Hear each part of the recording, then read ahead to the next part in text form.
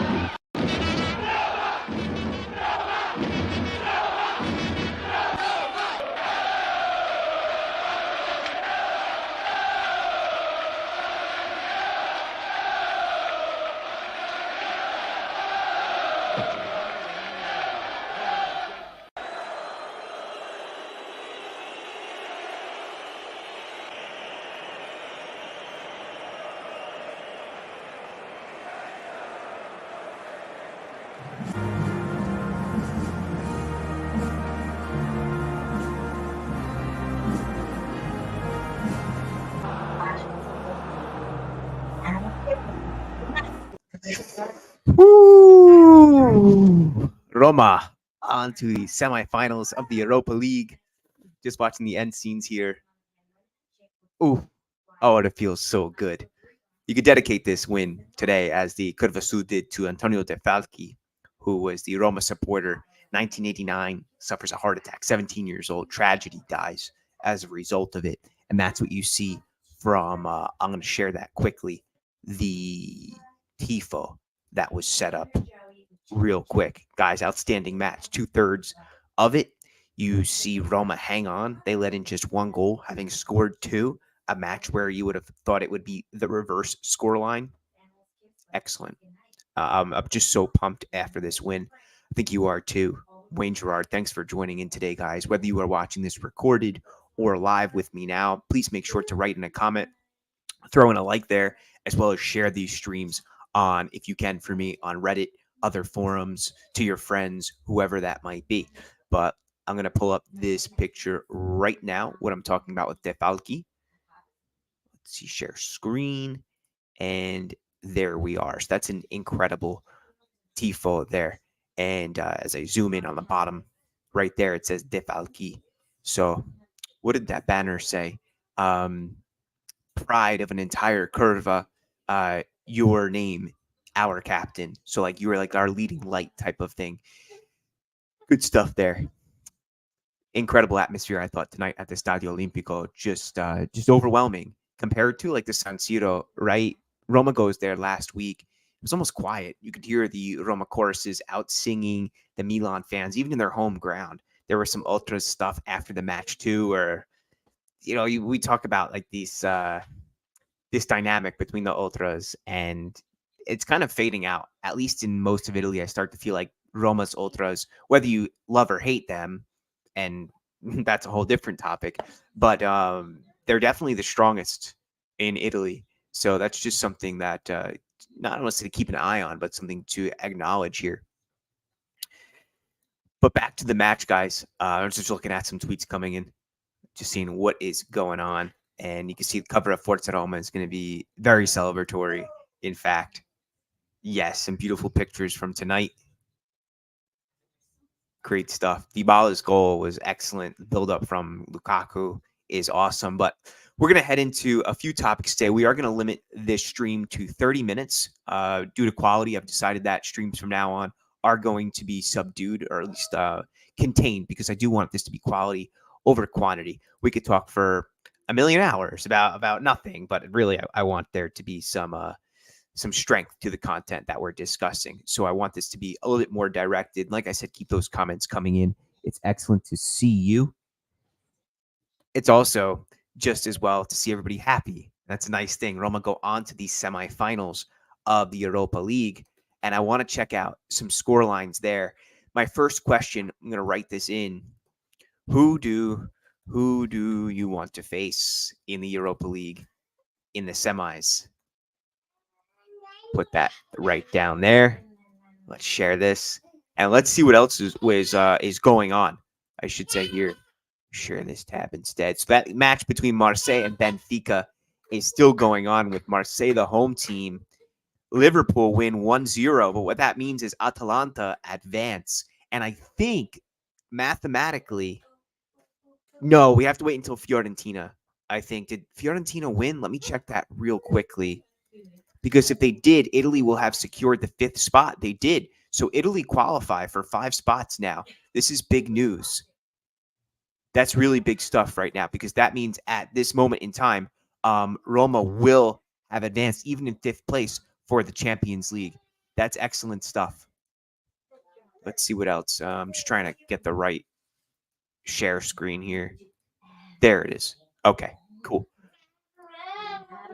Atalanta 3. I'm sorry, that's the first leg, of course.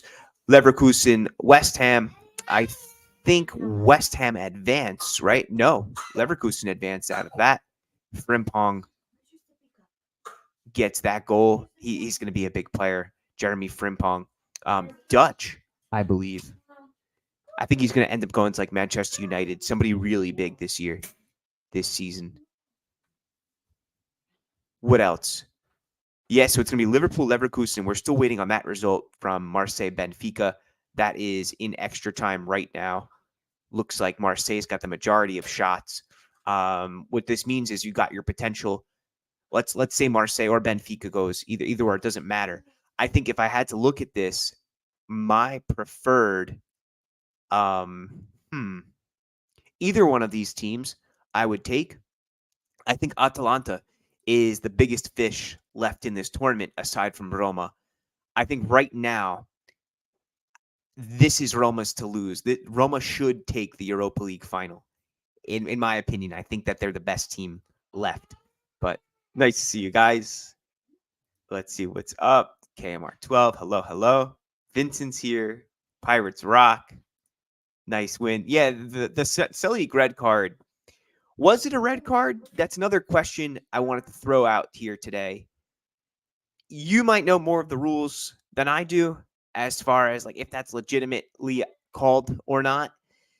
I thought it was. I think when you slide from the back in the rule book, that means that the referee can give a straight red. Was it deserved? Should Selig have done it? He shouldn't have done it. That's for sure. It made Roma really suffer today, but I think that's also part of the success story, is that by Roma holding on for 2/3 of the match without, just one goal at the very end is a remarkable feat. Nice to see also language tours in here. And Interista, thank you very much. Marco's in the house. Leverkusen, yes. Jay Macklin, what's up? Grande Wayne, hey. Roma did make it look easy. That's another storyline of today, how compact they were, how disciplined, how they were able to escape pressure, how they were still able to take the match to Milan when they were up a goal in the second leg. Not something that you would imagine. Nisian here as well. What's up? Yeah, I think that statistically, Italy now has 5 Champions League places. If you want to double check me on that, I think, but going into it, I think the situation was that if Atalanta won and Fiorentina also won, that would be enough to qualify. Yeah. Could we say that Leverkusen are actually the strongest team in the tournament? Maybe I'd give them that. Undefeated season. They just won their first Bundesliga trophy ever. They've got a brilliant manager. They've got excellent players. Frimpong, Wirtz. Their midfield's outstanding. Marco wants them in the semifinal. I'm not sure about that. That's a funny comment there from Ben. Give us Marseille so Roma can put it past Paul Lopez. It was actually out there with Cengiz Under as well as Aubameyang. Yeah, I'm going to double down. I think that Leverkusen is the primary contender. If anything, yeah, I agree with this comment here from Marco. Jose did give that solidity, that concentration. That was something which takes time into building up. But I think you can definitely say that Mourinho has benefited in what De Rossi is doing now in raising that attention, that awareness. The team does not run around like chickens without a head, but in fact, they do have structure in the madness. What else we got going on? Is it Leverkusen? I just want confirmation on that. Some from another source. Yeah, it's Leverkusen. I just saw it now. Share this from Forza Roma. Okay, in May. The 2nd of May. Yep. And the 9th of May. I think the home match is the away match, yep. Is so it's the first match is gonna be in Rome. The second match is going to be in Germany. Oh boy. It's saying how you can get there. You can go to Dusseldorf, that's 35 minutes. You can go to Cologne, 30 minutes. And then you can also take the train, or you can fly into Dortmund. So maybe if you guys got some extra coin laying around, you want to make that trip into Germany for that match. I think that's going to be brilliant football. I think the casual spectator is going to really benefit from watching that. There's going to be a lot of eyes on Roma and Leverkusen during this one. I don't know, Marco. I don't know if you're being serious or not. They are an extremely fast team. We'll be looking forward to this tie for sure. But I was just looking at this here. Let me share real quick. Always forget what's the right one to share. Yeah, let me get this out of the way. Good stuff. Leverkusen, it is. I had some other questions going into today's match. Who's your MVP? Or I should say your MIP, most important player of today.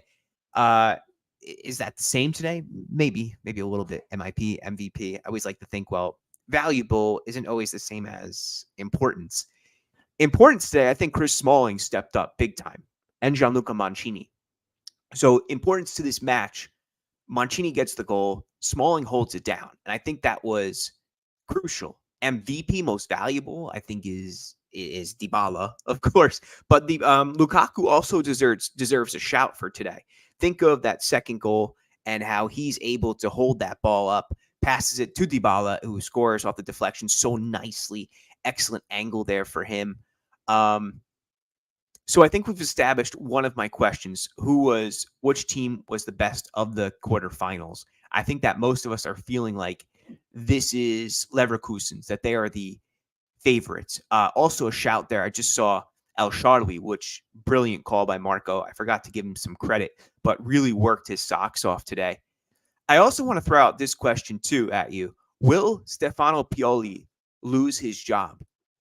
Is Pioli safe from now? I don't think so. I think Milan are going to go through a transfer change going into next season. I don't think it's going to be now, but I mean, it's hard for me to justify. I think that as good as Roma were, Milan were just one-dimensional, and I think they've been one-dimensional for some time.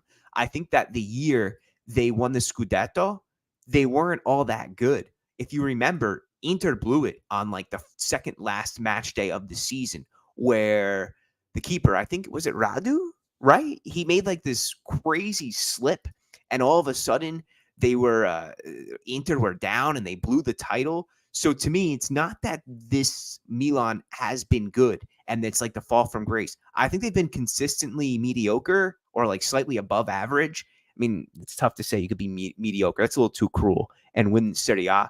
But I think they've been overblown. I think they've been overrated. But at the same time, Roma was really good tonight. Georgetown says, you won't find another team that would make more sense to end Leverkusen's run. How brilliant would that be? Records are made to be broken. LB, the Rossi style of attacking and going up 2-0 helped us be able to absorb attacks with confidence and not fear of one mistake ruining everything. Yeah, the absorption of those attacks, kind of like how Real Madrid, I would say even Roma were more organized, but like I was watching Madrid and how they were just able to keep such a low block and kind of absorb that pressure from Manchester City, the most dangerous team in the world. 25 people in the chat right now. Thank you very much, guys. You can keep it coming. MIP El Shaarawy can agree with that too. I think we can we can all jump on that. Who did I say? Smalling and Mancini, but also El Shaarawy is right up there. And I kind of feel bad about myself for not having mentioned him. If Milan, and I think it's coming, Marco. I think it is. Paul here says, remember, Milan had nothing to play for. They're in the Champions League anyway. Yeah, but there's still a title on the line. And if you can win the Europa League, you definitely do. Like, for instance, people will sometimes say this about the Coppa Italia. It's not worth anything. Like, it's not, you can get placement in Europe, or it can buy you something. Like, you're already winning. Let's say you're already winning the Scudetto, or you're already in second place. Is it worth going in for the Coppa Italia? And I say yes, because trophies are always good because they unite the team. They bring you together. They help you work towards something bigger. So I think that it would have been in Milan's best interest to really go for it. And I do believe that they did go for it today. It's just that Roma were playing great, as Paul states here. Keku. Mourinho sacked after Milan. Pioli sacked after Roma. That's a pretty good call there. Yeah. Imagine that. Vincent says Pellegrini everywhere, both attack and defense. Undisputed man of the match for me. True. Thanks, Paul. I'm glad we could have a little conversation there about that. Just want to check if anything else is coming in the meantime. If you just joined in, we got to take a look at the Curva Sud of Antonio De Falchi, the tribute to him, which was really nice. You can check out on my Twitter for that one, or I'll just post that right here. Let me switch my thing. I thought that was a beautiful ovation for him. Yeah, we go. Good stuff. Just looking around, see if anything else came in. We might get some quotes here from I'm gonna pull this up. This is a great story here on Mancini. I'm just looking through the news. Non-stop Coop Miners is what I read on Football Italia as a headline. Coop Miners cannot go to Juventus. I don't want to. He's not too good, but he's got to go somewhere like Madrid. Coop Miners is just an outstanding player. There's not enough good things you could say about him. So Mancini breaks into tears, right? And if you were following that story along, what happened was that when when we had that scare with Ndika, unfortunately, the following day, it was found out that there was a player who did pass away from a heart issue on the same day Morosini passed away 12 years prior, on the same day that Mancini's actual brother-in-law in Serie D, in Eccellenza, it's called now, he passed away, I think in his mid-20s. 26 years old. So, and he breaks out, very emotional for him. If you're just checking out the story as I'm following along here. Crazy stuff, right? Sad, but it's nice for Mancini to go and recognize that. Also, big news, De Rossi has been renewed as Roma coach. So for the foreseeable future, he will be the boss. I think this is a great move. I don't know how much mobility that, I don't see Roma going out there and getting a Guardiola or, I don't know, throw out the biggest name you can right now, or Arteta. I think that this is great for strategy. I think that he is Roma. This is not just a move to keep the diehards close to the team, not just a people pleaser. It's not just because people like him. I think this is the best move that Roma could make at the moment. Keep the boss who's doing great for the team, the one who wears his heart on his sleeve for the club, who bleeds red and yellow. So that's kind of my little podium stand there for De Rossi. Absolutely the right move. And for time going forward, this is his team. He can learn and grow with the team. The one thing that there just needs to be is he's going to need, of course, additions to this squad to remain competitive. I hope that he is given that. And I believe he will be, even though Roma's transfer market has been limited in the past several years. But I want to believe that he's going to be given those players to remain competitive while also honing in on his craft. I don't think we've seen he's not so thematic. Maybe that's not the right word, but like using the same tactic in mundated. There's a word I'm looking for. But certain managers, like they live and die by one philosophy. But I don't think that De Rossi has been ironed out like he's not just one dimensional. I think that he's still trying different things. Next match at the Olimpico. And I agree with Paul here. Roma can beat any squad in Europe now. But guys, I think we are going to wrap it up there. We have a great audience here today, but keep those comments coming in and throw me some feedback as well. What you like, what you didn't like, and if you're just joining in now, you can go back and check out the stream later on. We covered a lot of topics, but like I said, coming into this, we're gonna go quality over quantity. I don't want to just run on for the sake of it, and we'll talk to you guys soon. Okay, ciao. Thank you.